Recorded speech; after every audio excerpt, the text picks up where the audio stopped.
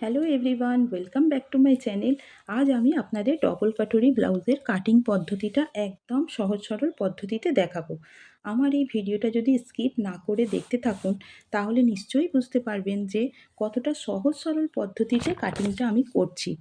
এটা আমার মাপ, এটা আমার অস্ত্র, আর এটা আমার মেন ফ্যাব্রিক। এই মেজারমেন্ট চার্টটা দেখে আমি কাটিংটা করব। আসলে চেস্ট সাইজ 30 তো এই কম সাইজের ওপরেও কাটিং করে ফিনিশিং যে আনা যায় সেটাই আমি আপনাদের দেখাবো। সব ব্লাউজই সূত্র ধরে কাটিং করে ফিনিশিং আনা যায় না, কিছুটা নির্ভর করে বডি মেজারমেন্টের উপর। তো সেই প্রসেসটা আমি এই ভিডিওতে দেখাবো। চলুন তবে দেখে নিই কাটিংটা কিভাবে করছি। প্রথমেই আমি কাপড়টা ডাবল ফোল্ড করে বিছিয়ে নেব। এটা হবে আমার ব্যাক পার্টের জন্য।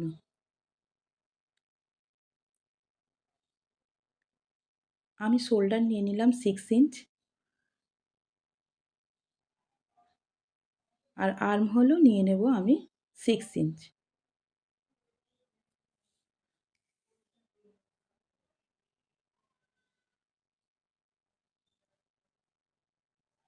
আর্মহোলটা কিন্তু বডি মেজারমেন্টের ওপর নির্ভর করে।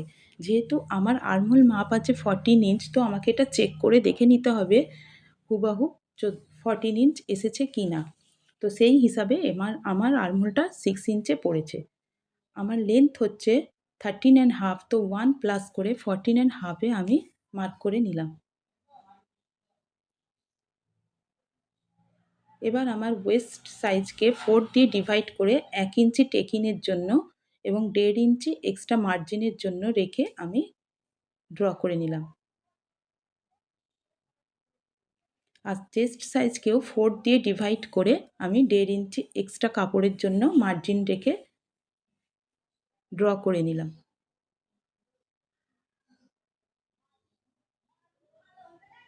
এবার আমার নেক উইডথ হচ্ছে 2.5 ইঞ্চ।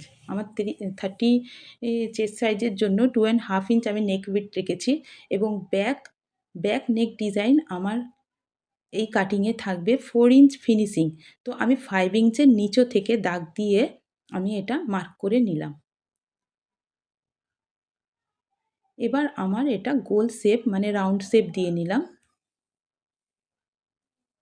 আর এখান থেকে আমি 1 ইঞ্চ পরিমাণ দাগ দিয়ে এটা সুন্দর করে গোলাই দিয়ে দিলাম। এবার আমি চেস্টের মার্ক 4 দিয়ে ডিভাইড করে মার্ক করে নিলাম। এবার আমি এটা কাটিং করে নেব। আমার ব্যাক পার্ট কাটিং কমপ্লিট।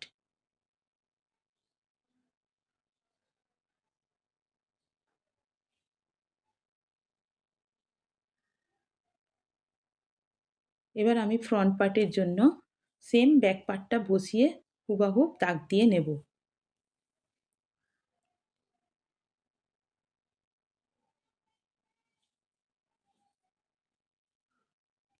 নিচে আমি এক্সট্রা কোনো কাপড় রাখলাম না, যেহেতু আমি এক্সট্রা পাইপিং যোগ দেব, মানে কোমরপটি আমার এক্সট্রা কাপড় বসিয়ে হবে।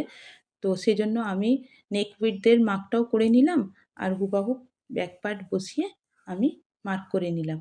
এবার আমার ওয়েস্ট সাইজ ছিল 7, তো 7 ইঞ্চ আর 1.5 ইঞ্চ এক্সট্রা মার্জিন রেখে আমি দিলাম। ব্যাক পার্টে কিন্তু 1 ইঞ্চ টেকিং ছিল, ফ্রন্ট পার্টে আমি 1 ইঞ্চ টেকিংটা বাদ দিয়ে দিলাম।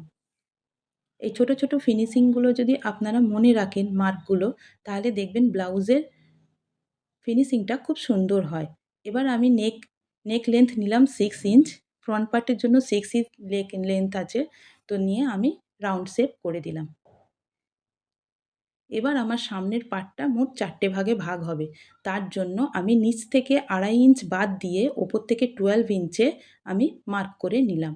আমার 30 সাইজ ব্লাউজের জন্য এটাই মার্ক পড়েছে, তো সেই হিসাবে আমি দাগ দিয়ে নিলাম। প্রতিটা ব্লাউজের ক্ষেত্রে 2.5 ইঞ্চ হয় তা নয়, কিন্তু এই ব্লাউজের জন্যই আমি এটা 2.5 ইঞ্চ করেছি। এবার আমি চেস্ট মার্ক করে আর ওয়েস্ট মার্ক করে আমি লাইন ড্র করে দিলাম।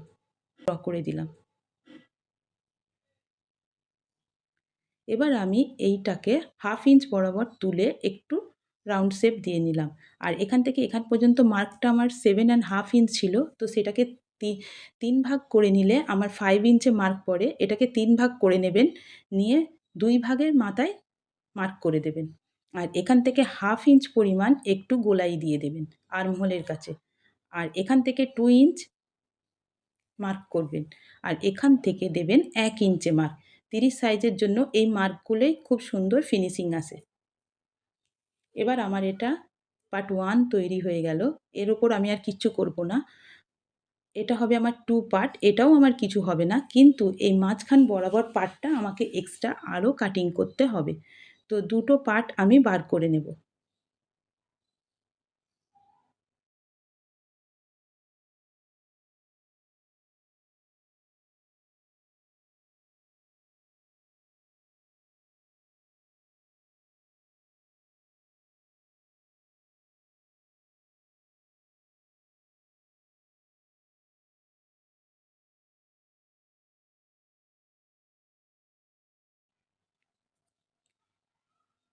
এবার আমি এই পার্টটা থেকে দুটো আরও পার্ট বার করে নেব। এটা আমি 3 1/2 ইঞ্চে দাগ দিয়ে নিলাম ওপর থেকে।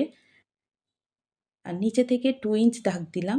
এখান থেকেও 1.5 ইঞ্চ দাগ দিলাম। দিয়ে এটা আমি 30 সাইজের জন্য এটা মার্ক করে নিলাম। এবার এটা বসিয়ে আমি নতুন দুটো অন্য পার্ট বার করে নেব।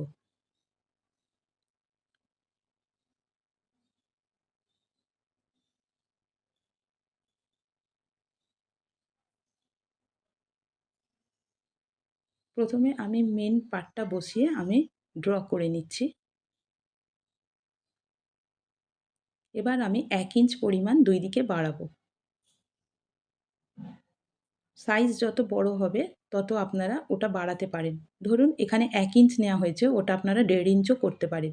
কিন্তু আমি 30 সাইজের জন্য এখানে 1 ইঞ্চ পরিমাণ বাড়ালাম। আর ওপরে 2 সুত মতো বাড়িয়েছি। নিচে 1/2 ইঞ্চ বরাবর স্টিচিংয়ের জন্য এক্সট্রা কাপড় ধরে 1/2 ইঞ্চ বরাবর বাড়িয়ে দিলাম।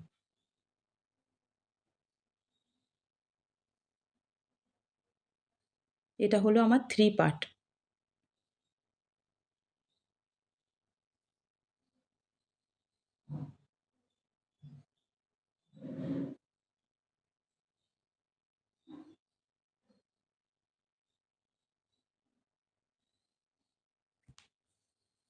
এবার 4 পার্টটা আমি বার করে নেব। পুরানোটা আমার কোনো কাজের নয়, ফেলে দিলাম। এবার 4 পার্টটা আমি কিভাবে বার করে নিচ্ছি দেখে নিন। তো 4 পার্টটা বসিয়ে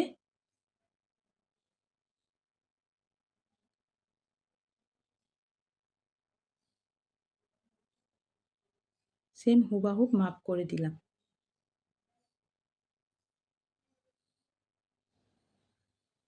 এবার আমি 1.5 ইঞ্চ পরিমাণ ওপরে তুললাম এবং এটা কোনাকুনি মার্ক করে দিলাম।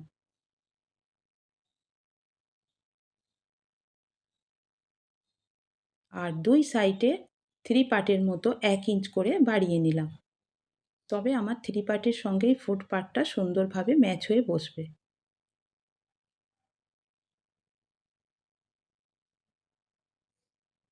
এবার 1/2 ইঞ্চ পরিমাণ এক্সট্রা সেলাইয়ের জন্য আমি নিলাম। নিয়ে এটা সুন্দর করে একটা রাউন্ড শেপ দিয়ে দিলাম।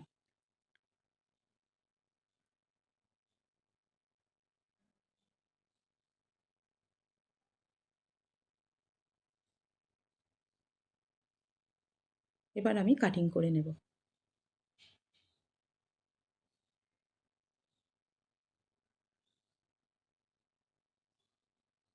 এটা আমার 4 পার্ট কমপ্লিট। তো এটা আমি হুকাই পট্টির জন্য মার্ক দিয়ে দিলাম ক্রস করে।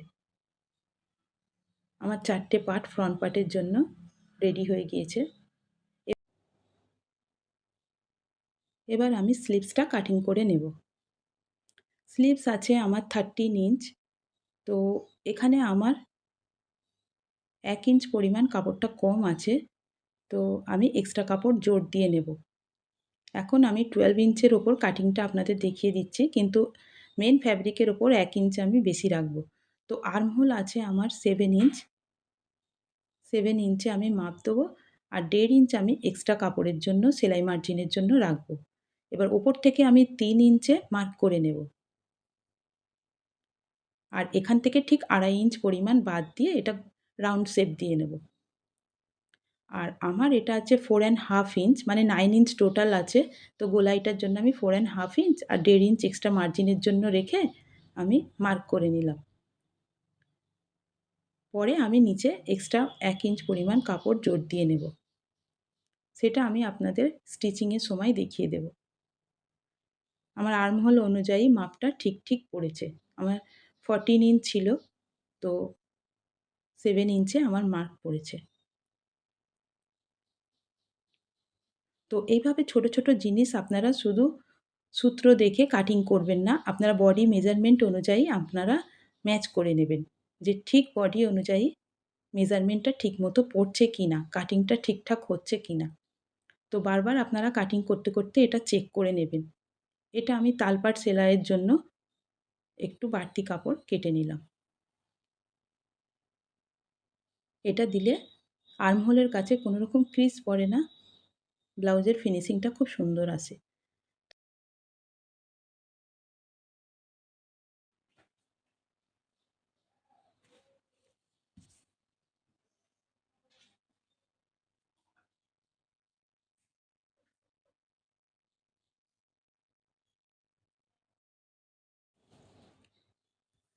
এবার আমি ব্যাক পার্টটা বসিয়ে মেন ফ্যাব্রিকের ওপর পিন দিয়ে অ্যাটাচ করে নিচ্ছি, যাতে কাপড়টা আমার কোনো রকম সরে না যায়।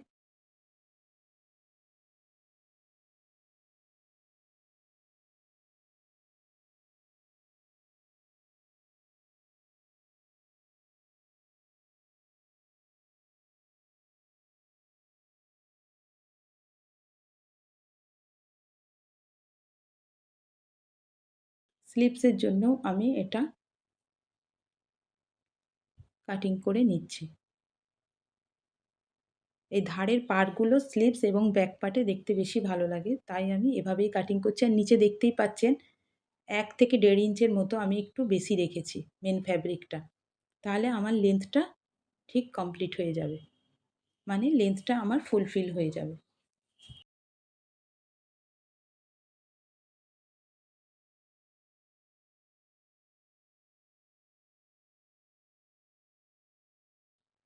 তো এইটা আমি স্টিচিংয়ের সময় আপনাদের দেখিয়ে দেব কিভাবে আমি এটা ম্যানেজ করেছি।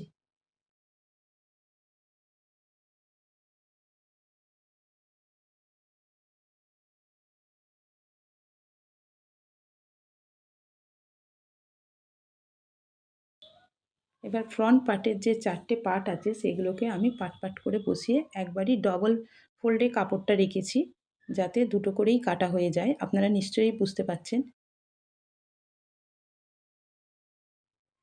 তো এইভাবে রেখে আমি কেটে নিচ্ছি।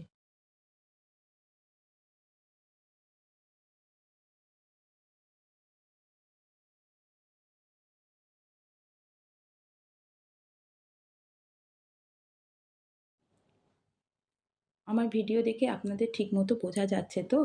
তো এই ভিডিও দেখে আপনাদের কীরকম লাগলো আমাকে কমেন্টে অবশ্যই জানাবেন।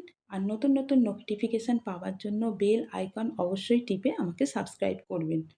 তো চলুন তবে দেখে নিই এই 4 টে পার্ট কীভাবে কাটিং করছি। একটা পার্ট আমার আগেই কাটা হয়ে গিয়েছে, তো এই 3 টে পার্ট বসিয়ে মেন ফ্যাব্রিকের ওপর এবার আমি পিন অ্যাটাচ করে নিয়ে কাটিংটা করব।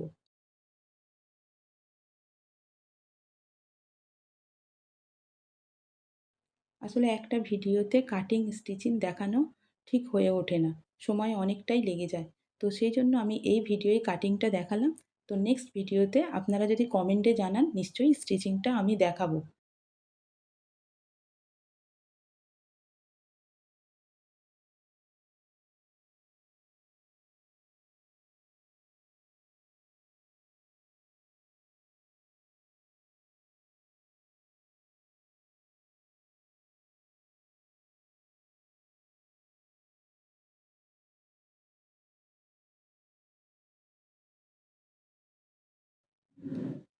স্টিচিংয়ের পর এই ব্লাউজের ফিনিশিং কিন্তু খুবই সুন্দর হয়েছে।